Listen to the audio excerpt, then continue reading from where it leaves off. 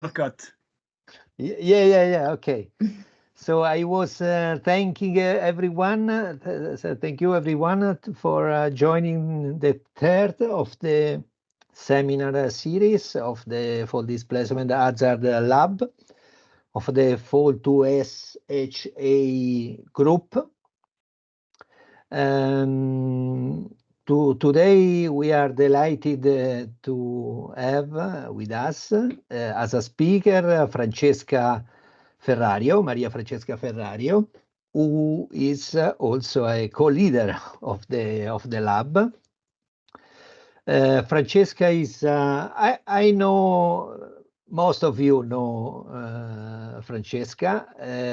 Francesca is a researcher at the University of Insubria in Como, in northern Italy. Francesca is an earthquake and environmental geologist. I hope this definition is fine for you.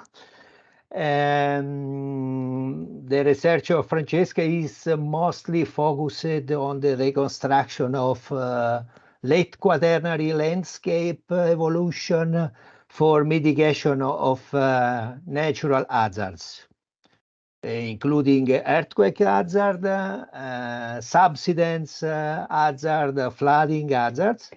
Francesca spent a lot of her research studying effects of geological effects of earthquakes in the frame of the SI scale, environmental seismic intensity scale of INQUA. Francesca is also a representative, the early career research representative of INQUA, the TERPRO Commission. I think is still active in this role. No, not anymore. Okay, but was. And more recently, Francesca spent a lot of time, a lot of work working on fall displacement hazard. The topic of her talk today is the likelihood of primary surface rupturing due to earthquakes. So please, Francesca. Yeah, thank you, Paolo, and good day, everybody. So let me share my screen first. Okay, here we go. And yes, today's title is Likelihood of Primary Surface Faulting, State of the Art and Future Challenges. So I'm speaking, but actually on behalf of the research group working here at Insubria University in Como. Well, this is the outline of today's talk. After a few very brief words of introduction, I will go to the core of the presentation, which will deal with this paper, which was published in 2023 in BSSA, and the leading author is PhD student Marco Pizza. Here I call it paper debunking because, yes, I will speak about some stuff you can find inside the paper, but I would also like to bring you to the backstage, showing some stuff that it's not inside the paper. Then I have a few slides on ongoing activities here in our group, and I will tell you where we are stuck and actually at multiple levels. And finally, I would like to leave some room for open discussion and for thinking about future activities of the FDH Lab. All this in 40 minutes or so, so let's start. Introduction. Well, I put one slide about the PFDHA roots, or looking to the past. And well, actually, PFDHA, as we know, is largely based upon the PSHA procedure developed or published in the late 60s. And then I think that maybe the majority of the work we are doing now is based upon the work done in the framework of the studies on the Yucca Mountain site for waste repository in the late 90s. And then at the beginning of the 21st century, a few papers were published on the use of PFDHA, probabilistic fold displacement hazard assessment, for the different kinematics. So first the Youngs et al. Paper on normal faulting, and then the reverse faulting with the paper by Moss and Ross and the Petersen et al. On strike slip faults. And more recently, I think that in the last 10 years or so, a lot of efforts have been devoted to developing systematic collections of fold displacement data and to improve and provide comparative information on the methods. Here I put just some examples, but for sure they are not comprehensive. And I will be back on this slide at the end of the talk, looking or thinking about future perspectives.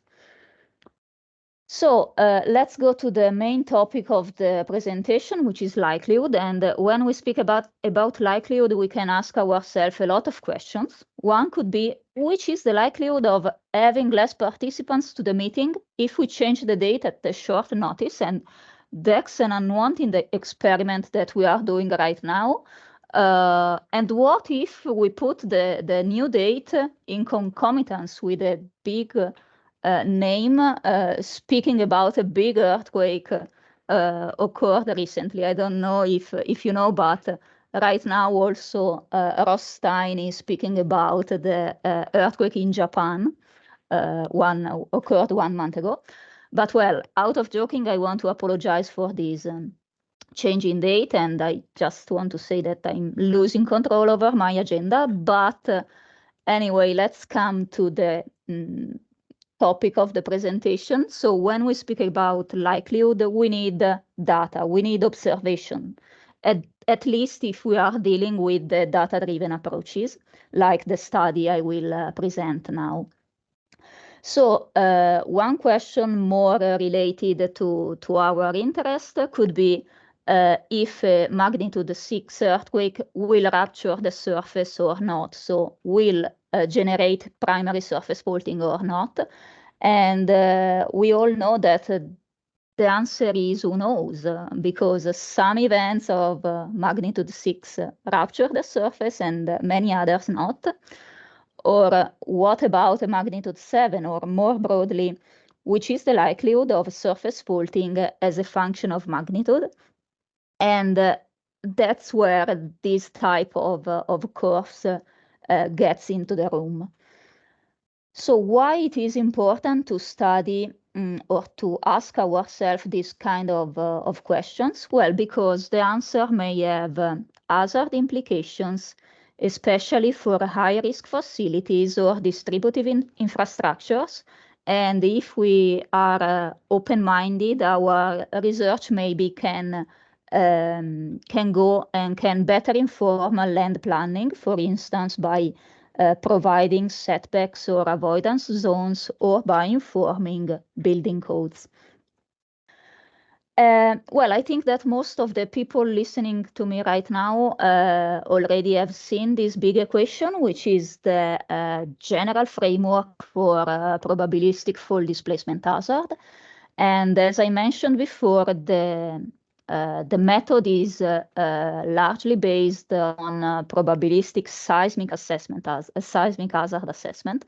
And so the first part of the equation is equivalent to PSHA, and we need information from seismology and from geology. So we need input data like the b-value or the fold dimensions or a frequency magnitude distribution and so on.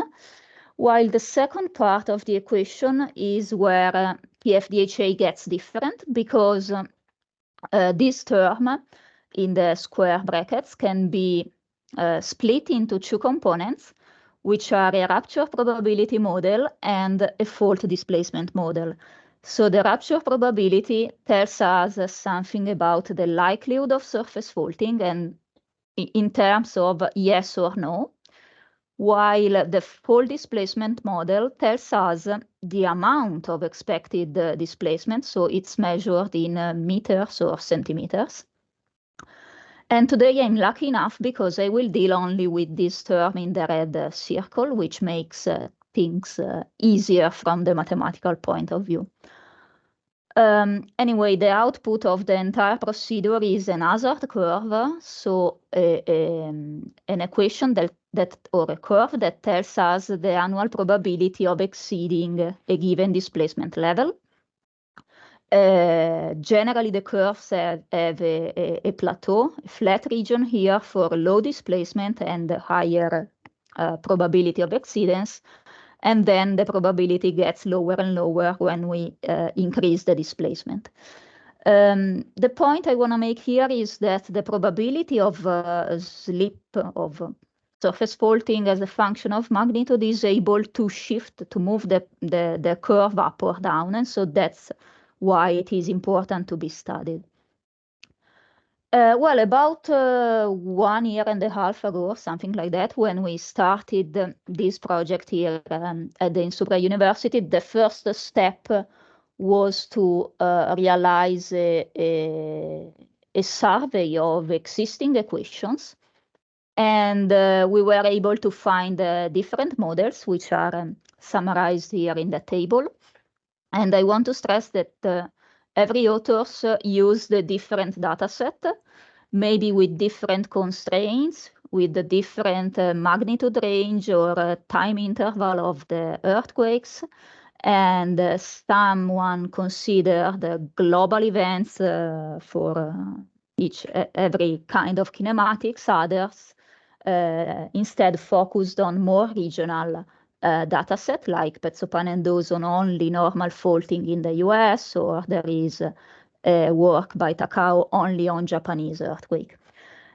Anyway, all the authors provided numbers, provided coefficients for the equation, and if you plot all the equations, like in the graph here to the left, you see they are quite different, and so we should properly choose the right equation for our study. And so we thought, okay, let's look at the global seismicity and at all the type of kinematics.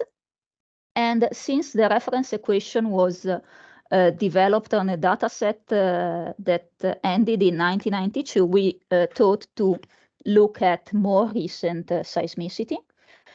And our first aim was to evaluate the existing equations and eventually provide new coefficients for the equation themselves.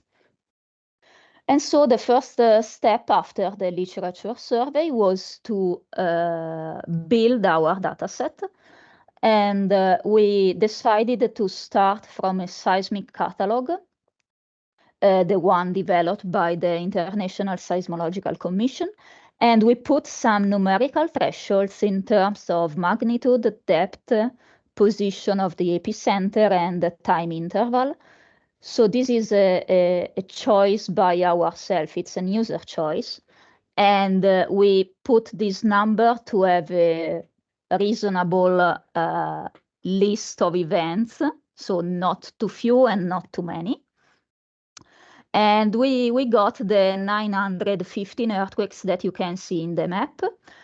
And the next step was to take one event at a time and try to assess if that specific earthquakes generated surface faulting or not.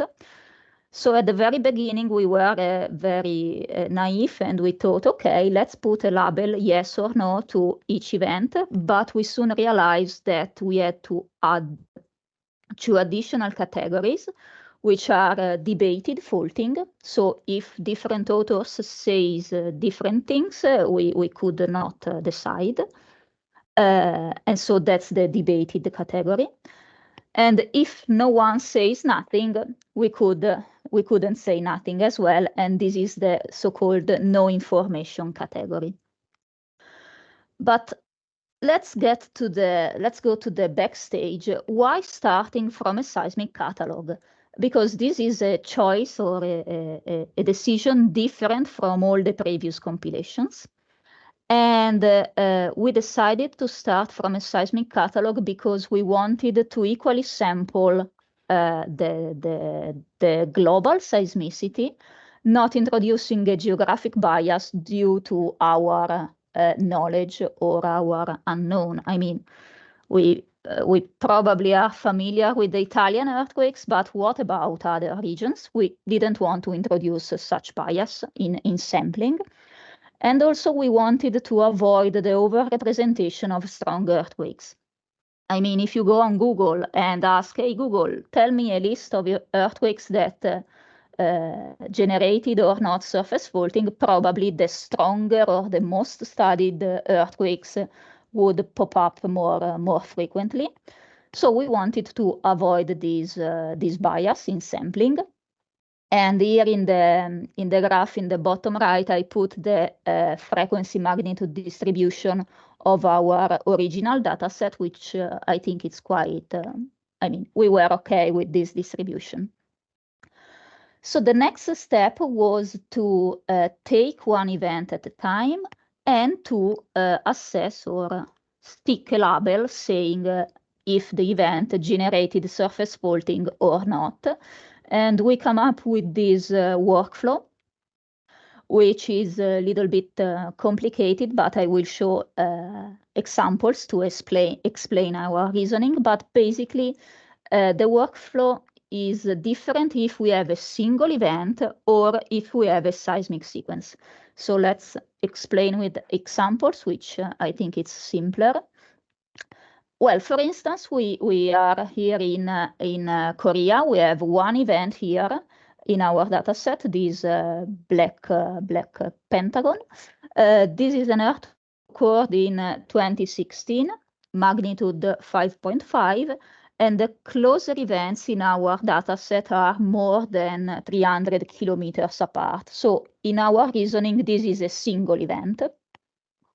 So we searched the scientific literature with the entry data. And in this case, we found a paper that in the title, it's perfect because the authors analyzed if these specific earthquakes caused surface deformation. And when reading the abstract, you get this sentence, which is very clear.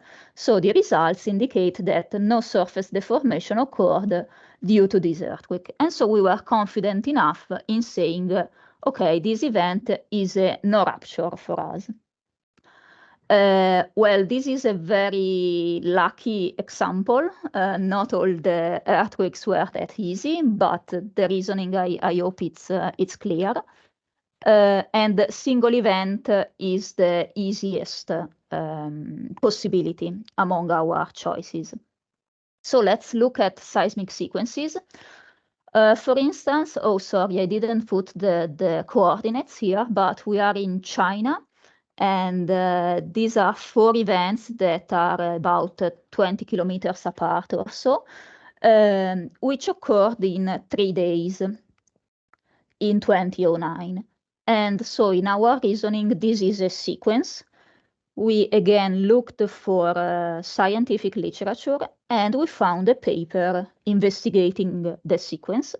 And usually you can find a paper investigating the main shock or the entire sequence, but it's very rare that you can find, you can obtain information on all the events within the sequence. So in this case, since the paper says that the main shock did not generate surface faulting, we decided to stick the label no rupture to all the 4 earthquakes in the sequence. Let's look at another type of seismic sequence. Again, we are in China. This is the Yutian 2008 earthquake.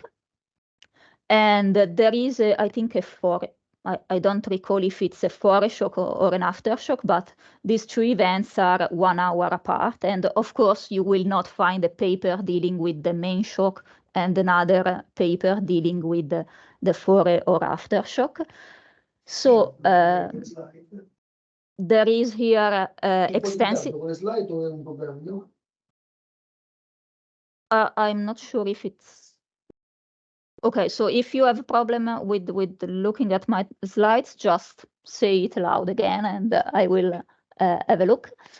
I'm sorry, Francesca. I was speaking with Lisa, who has the microphone on. I'm so sorry, but there is a delay in the slides. I think, but I think it's my problem. Sorry for the interruption. No problem at all. Yeah, I will speak slower. No, I'm joking. Yes. Anyway, this example is the Yutian earthquake, and we have a high number of information, a big number of information about the main shock, because it's a strong event and generated extensive surface faulting.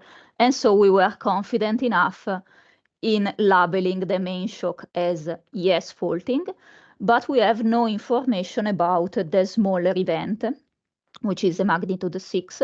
So in this case, the main shock is yes faulting, and the other event is no information. The last example is about the Central Italy seismic sequence in 2016, and it will become also clearer why we came up with this complex reasoning about sequences. The short answer is that because we are Italians. The long answer is that since we are Italians, we are familiar with the 2016 sequence, wherein within 3 months, several earthquakes occurred and generated surface faulting. I mean, the first event in the sequence is this to the south, the Amatrice earthquake on August 24, and we know for sure that it generated surface faulting. Then there was another event on October 26 to the north in the so-called Visso earthquake, and we know that it generated surface faulting. And finally, the main shock on October 30, the so-called Norcia event, again, it generated surface faulting. And so in this case, we have 3 events where we know that the label is yes faulting, but we also know that, I mean, that's quite unusual, both from the seismicity point of view and also from the amount of information about this sequence. And so here we have 5 events in total in 3 months. 3 of them are labeled as yes faulting, and 2 are labeled as no information. Okay, some months later, we had analyzed all the 915 earthquakes, but we were able to find information, I mean, to label yes or no, only for about 30%, which is a huge drop, I know, and that's the limit of our approach.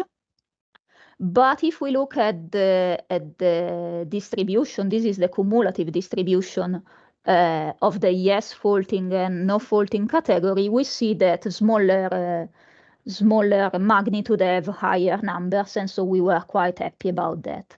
And I will again come back later on this point.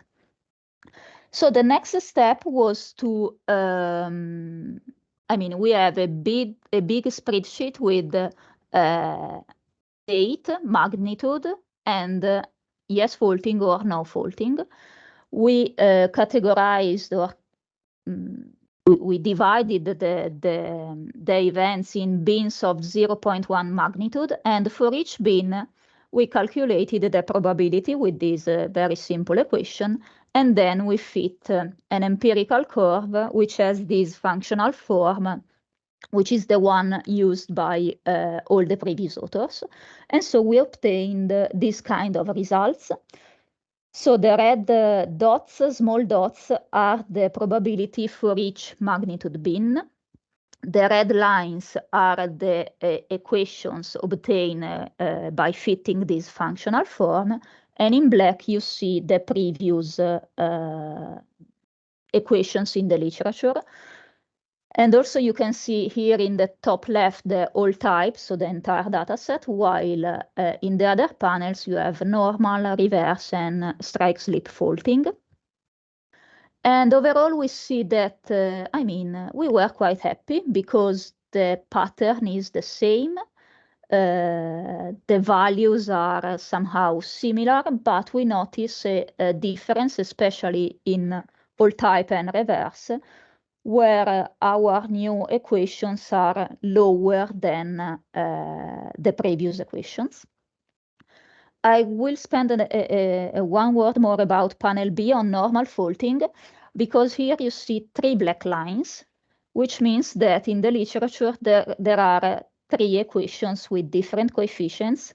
Actually, they come from a single study or data compilation by Pezzopan and Dawson in the US, and they took the entire basin and range and then they split the region into half. So here I want to stress that the geographic distribution of the data set has a strong influence on the derived curve. And overall, our claim is that, well, people can use the new equations together with the previous one, handled in a logic tree structure. The last step of the paper was to investigate which is the impact of the new equations on the hazard curves. I mean, before I said the final output of the entire PFDHA is the hazard curve, and we investigated only a small component of the entire equation. And so we want to assess, does it matter if we have derived the new equation, or we should not care about that? So we made a sensitivity analysis. We simply took the code, the MATLAB code published by Moss and co-author in 2022 as an appendix of the FDHA report. So thank you to the people who worked on the FDHA and provided also the codes. Actually, we ran the code multiple times, and for every run, we just changed the coefficient of the probability of primary surface faulting. So we are not really interested in the annual probability of exceedance, but we are more interested in panel B, so in the difference between the models. And we saw that by changing just the coefficient, you can obtain curves that are more than 100% higher, so more than double, which is something we should think about when using or when selecting an equation. Okay, so basically this was the summary, the recap of the published paper. I now have a few minutes. Yeah, I'm in perfect timing, so I have a few minutes for just to make some snapshots about the ongoing activities in our group. And I have, I think, one slide for each of these bullet points, but overall the slogan is that we have more ideas than real time to work on. And so we need to focus. So the first thing, or the most advanced thing we are doing right now, is to expand the sensitivity analysis I just explained by including not only the p-slip given M, but all the input data for PFDHA. So again, we are comparing different choices, different input data with respect to a baseline. Yes, we have, I think, uncountable MATLAB runs, lots of curves, lots of equations and coefficients, and we are now thinking about the implications, or what these curves actually mean. So which is the most important, I would say, parameter or input data for PFDHA. Another idea that we had when dealing with the data set I presented before is to look at the role of depth. I mean, the hypothesis here is that shallower events should have a higher probability of faulting. It seems reasonable, but we wanted to test this numerically, so we looked at the distribution of depth of our data set. And just by making a simple graph like this one, you can see the peaks at 10 kilometers, 15 kilometers, and 20 kilometers, which of course are kind of fake. I mean, they are fixed depth. So here we are totally stuck. We don't know how to, I mean, we realize that the ESG catalog is not the right one to look at the role of depth, but we don't know how to circumvent this point where we are stuck. Next, could say project is low magnitude. So one thing I didn't mention before is that all our graphs are cut at magnitude 5.5 because this was the lower magnitude in our data set. And also because we are really smart people. No, I'm joking, but the point is that when you go toward the lower magnitude, the Gutenberg Richter law, I mean, tells us that there are really a lot of earthquakes. And so the sampling bias here comes more important. I mean, one first question could be, to which extent this part of the curve for low magnitude is really tied to observation, to data, or just an extrapolation of an equation and of some mathematical coefficients. So the image here, I think, is from the Youngs and co-authors paper on normal faulting, and you see that the curves start at magnitude 4. So we wanted to address this low magnitude topic. And well, we saw that starting from a seismic catalog for sure limited the problem of underrepresentation of small earthquakes, but the problem is still there. Well, let me explain this graph. So here we have the frequency of earthquakes, so the number of earthquakes per each magnitude bin in different data sets. So the red and blue ones are data sets already made by previous studies, while the gray and black curves are our new data set. And you see that here we have, yes, a higher number of small earthquakes, but we also see that the vertical axis is not logarithmic. So we are really far from the seismicity pattern or the Gutenberg Richter law. So again, the sampling bias is still here. And so we are now reasoning on how to tackle this issue. And we are evaluating different methodological approaches.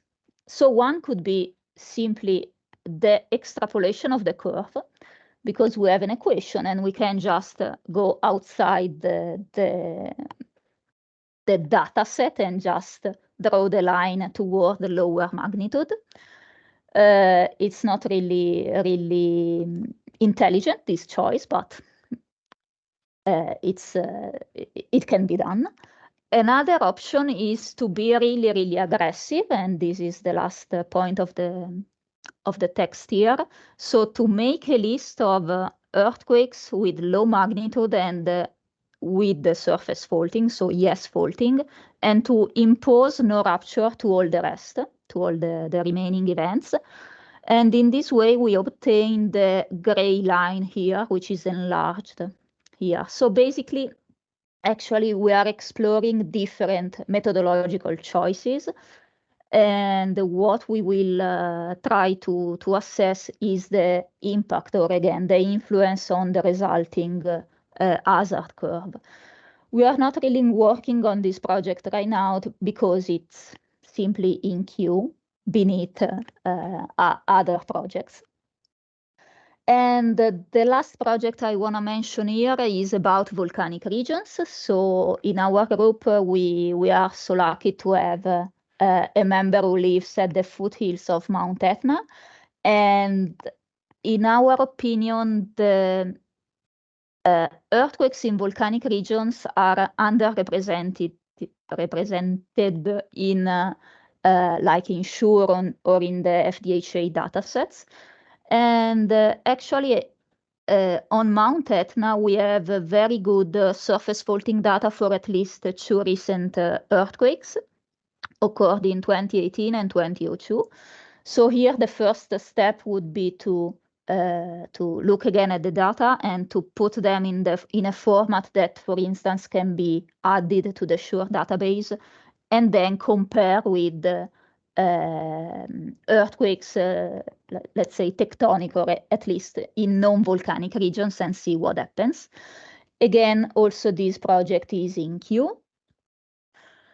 Okay, so let's now have a look at the last part, last, I think, 3 slides or so. So about the next step of the FDHA lab.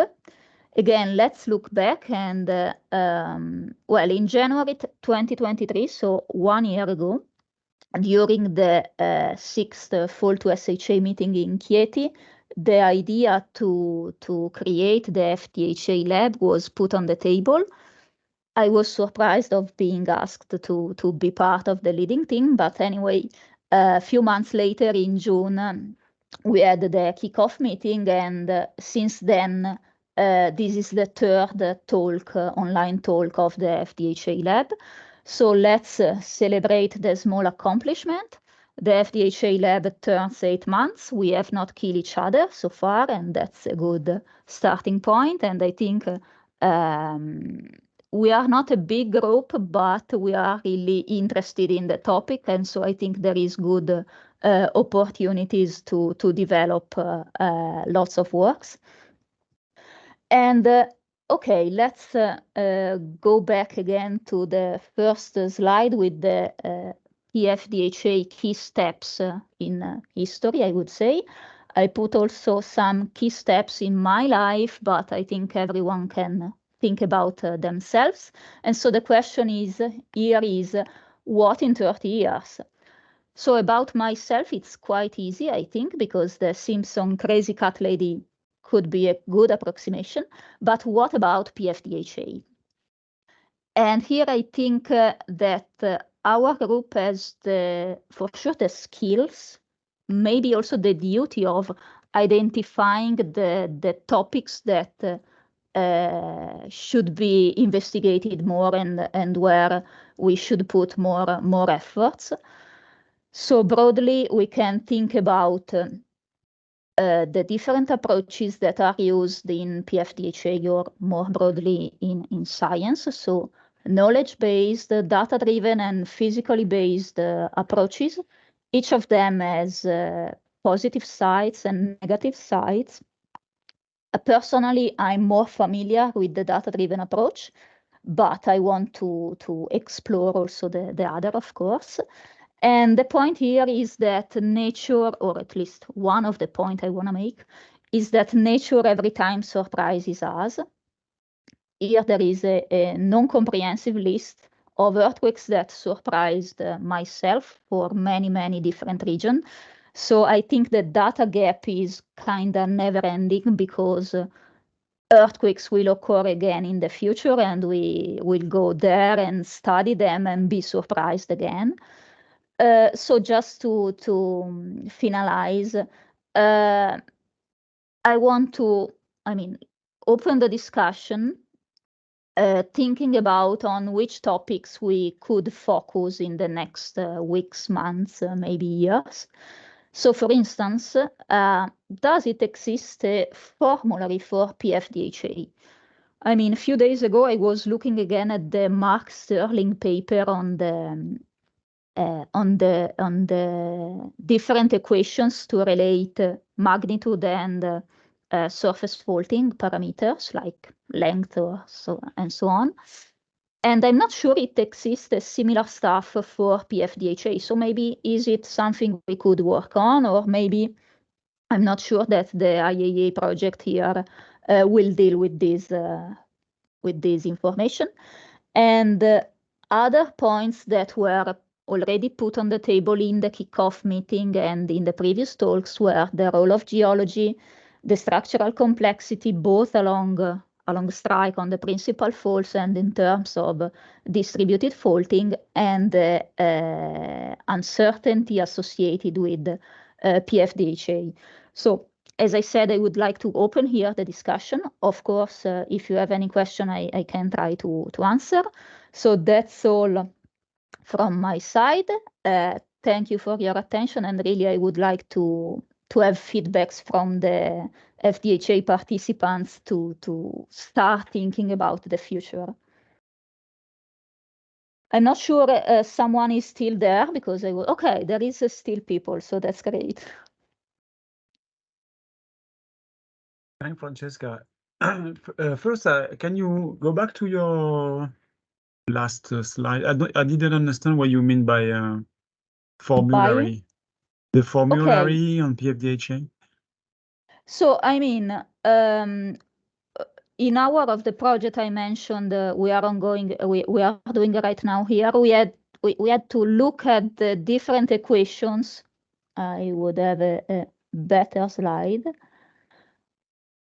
This one. Okay, for instance, which are the equations for average displacement as a function of magnitude? There is no comprehensive list, so we had to go back to every single paper and look at the equations and look at the data set and the constraints. So one possibility is to just make a long list and say, hey, you are in a reverse faulting setting. Okay, use this equation instead of the other, or at least this equation was derived for reverse. You mean a summary of the equations with their validity domain? Yeah. Okay. But I have the feeling that for practitioner, yes, I have the feeling that it's somehow inside the IAA project ongoing, but I'm not inside, so I'm not sure about that. Well, there was a tech doc on by IAEA, which summarized the methodology, but I don't remember if this is that easy to. I don't remember exactly the comment, but there will be a lot of new relationships based on the FDHI papers that will come out very soon, I guess. So these papers will be new. With respect to the tech doc. Book. There is a raised hand from the audience. I think Francesco Vicini. Please, Francesco, ask your question.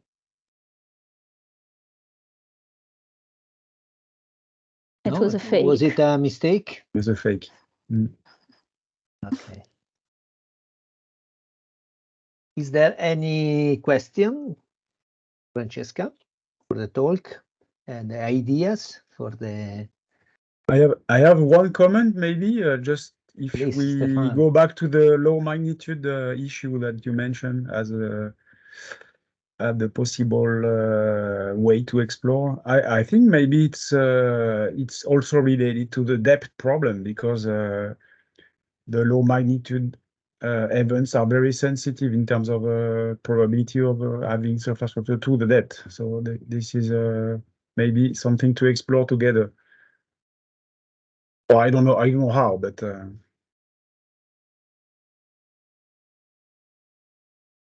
yeah, I mean, here our point is that the global seismic catalog is not the right one to explore depth and low magnitude, probably. Yeah. Maybe there should be a very specific work on each earthquake to be done. There is a raised hand by Alex. Please, Alex. Oh, hey, yeah. I just wanted on the issue of the normalized models, DAD or DMD. I think the model developers moving away from that, at least for the primary or principal displacement amplitude. The new still has that, but the other FDHI models actually have the magnitude and the location aleatory variability. And there's a couple of reasons for that, but it's largely because we have some ground motion folks now that are developing the models in that kind of framework. It's also more convenient for calculations for hazard. I'm sure you have found that it's very annoying to involve distributor AD and DAD, right? Because you have a gamma and a normal distribution, and it's a little tedious to do the computation. So that problem, in a sense, might go away. And then just another thought on the idea of low magnitudes, and like Stefan was saying, the width is a problem, right? The width and hypothesis. One option is to do like a semi-empirical approach, because the data are so hard. So semi-empirical, where you have some pretty simple numerical simulations where you fault dimensions and hypocenter depth, and you make some rules about just how big the fault can grow for the rupture dimensions, and then it has to produce surface rupture if it can't get any bigger than its little box. So simple kind of semi you combine that with the empirical data set, might be a way to handle the data problem and the fault rupture geometry problem.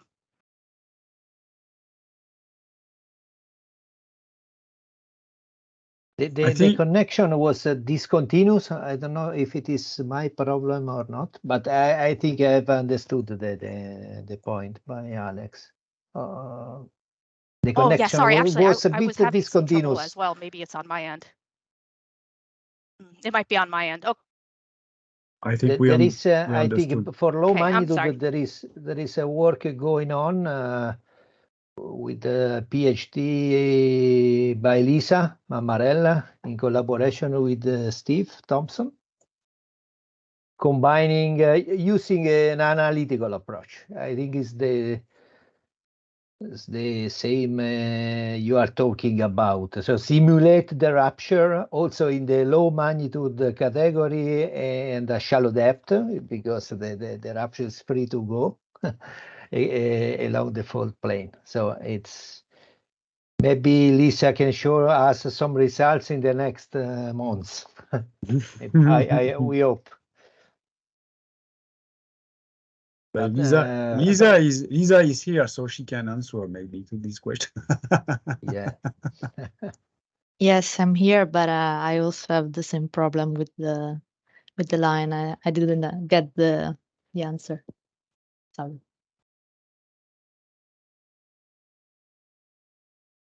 I don't know if you, Francesca, would like to answer to Alex or reply to Alex.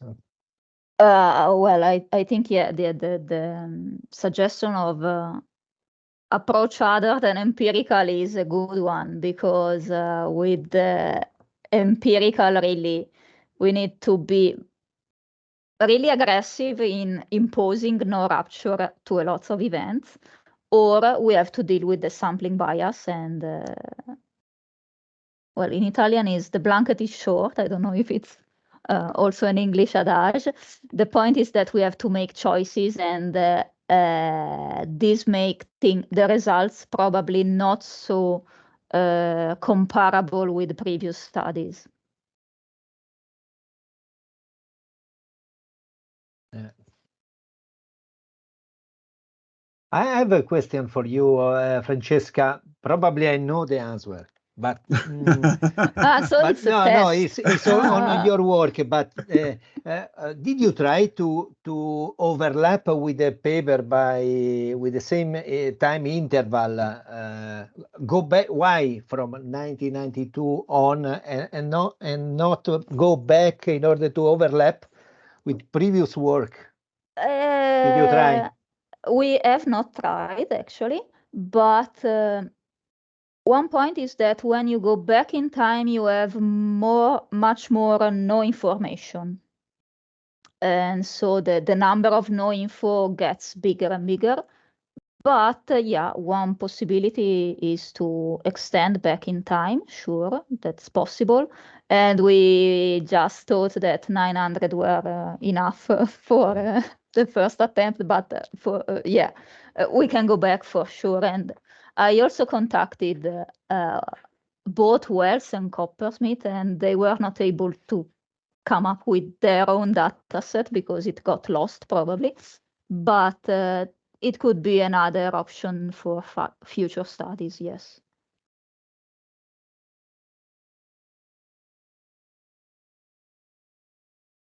Lisa, you have a question. A question for Francesca. Yeah. Did you use the same data used by Takao for the empirical relation? The earthquakes. Did you use the same earthquake used by Takao? I don't know. You can hear me? Yeah. I can Okay. hear you.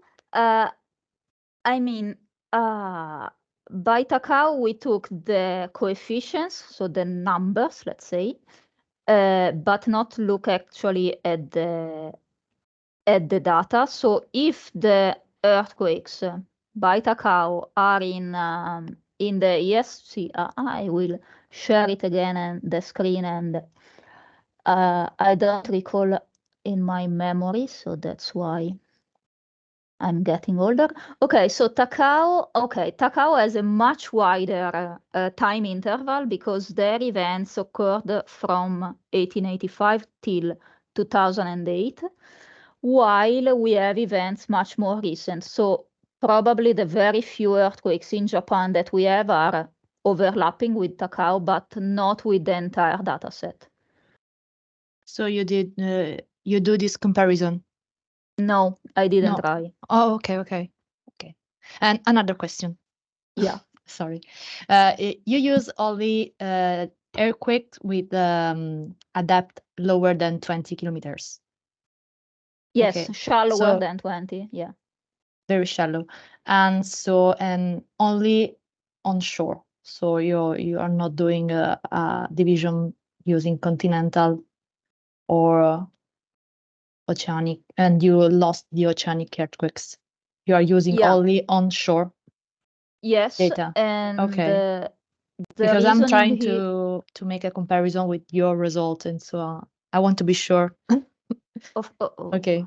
We can even have a chat yes, about of course, that, but no problem at all. Okay.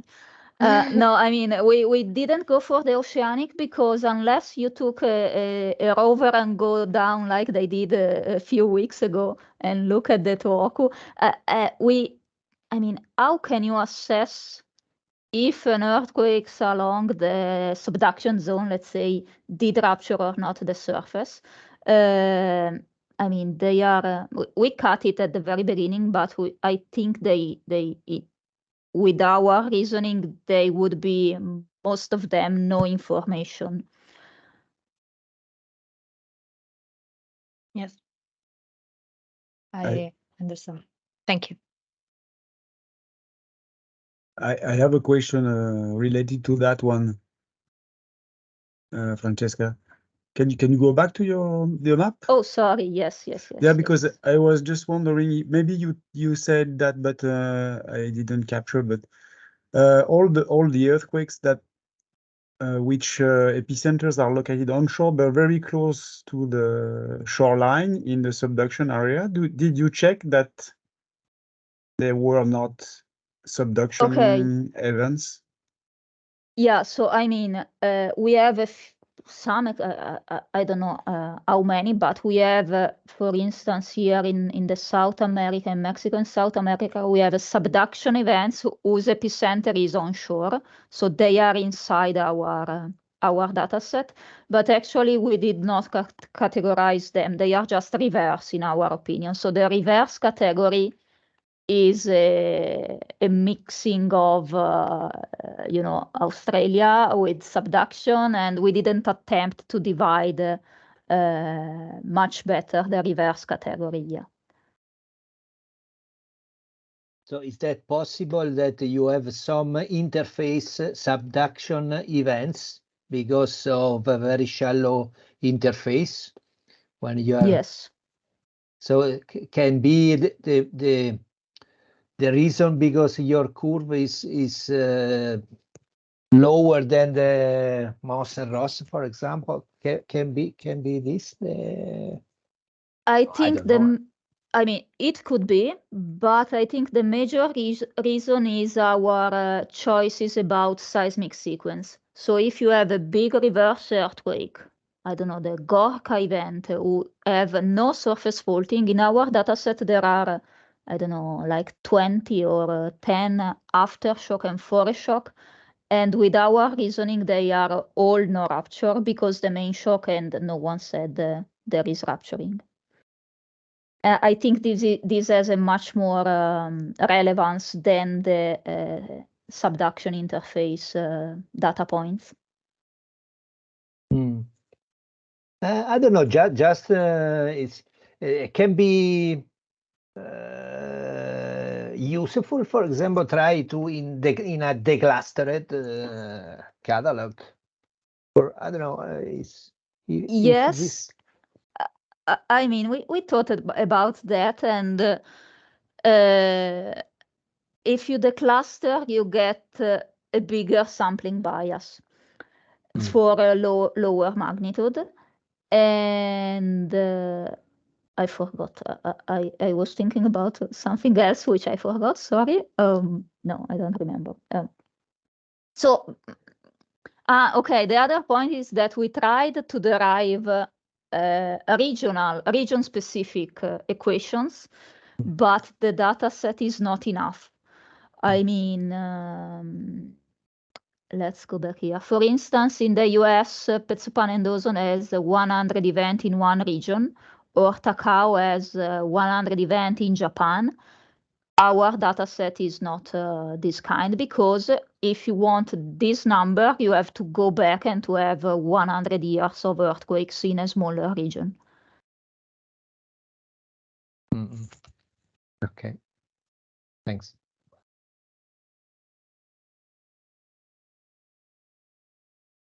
Is there any question? Any other question? I have one comment, because Francesca, you told us that there was an online presentation about the Noto earthquake at the same time. Yeah. I don't know if you check the internet, but a Japanese geologist has mapped a rupture more or less 5 kilometers long with an offset of 60 centimeters onshore. So this is probably on let's say secondary fold, which has ruptured. So probably a secondary feature, not the main fault plane that ruptured during this big earthquake. So maybe this is not a very common case, but I was wondering, with respect to the future thoughts we have to be aware, is how do we deal with the blind earthquakes with this kind of secondary features, let's say, because as we are performing our job now, we don't care about these earthquakes, but I think there could be some of them. I mean, in the Takao, I'm remembering the work we have done for the Shure, the first version. We between the first and the second versions, we skipped some events because there was not evidence for primary rupture. And maybe there are others in Japan like this with the secondary fault. So I don't know. This is just a comment. Yeah.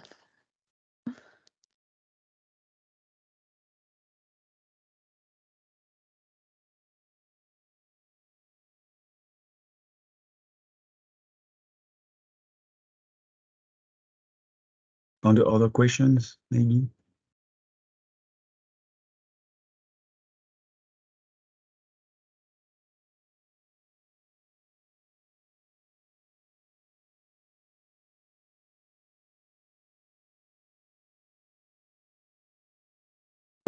If there are no other questions,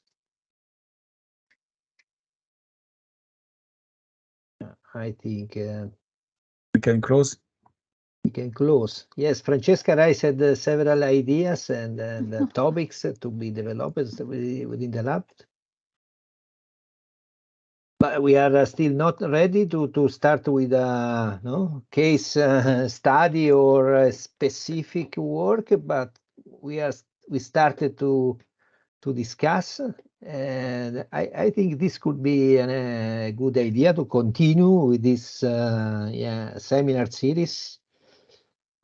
In the meantime, maybe we can refine some specific topic to build around this more specific activity of the lab. In my opinion, the role of surface geologists is a very important one. But we have to find a way to focus the people interested in that, in which way.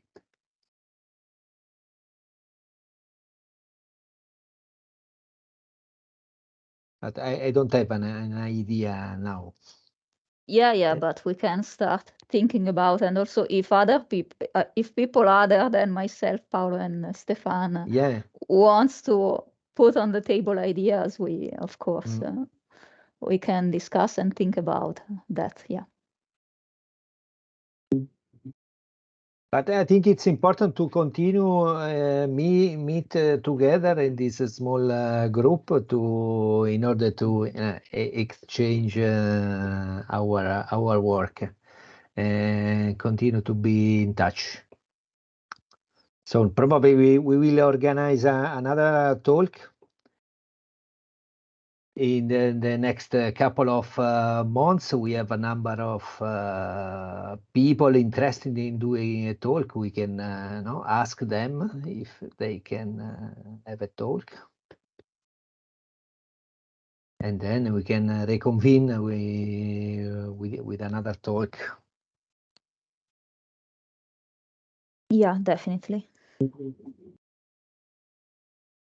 I think maybe we could try to get contributions from people who are modeling, physically modeling the earthquakes, and others from the geodetic community. Because usually they have, let's say, a broader vision of what's going on during an earthquake. I mean, the width of the deformation zone, something either related to the source dynamics or to the superficial geology, maybe.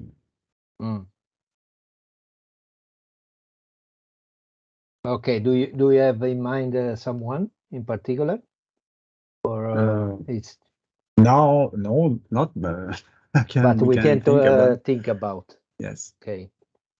Yeah. We can make such. We will do suggestion by email. Yeah, sure. Okay. So, thank you, everyone. Bye. See you next time. Thank you. See you Bye. next. Thank you, Francesca.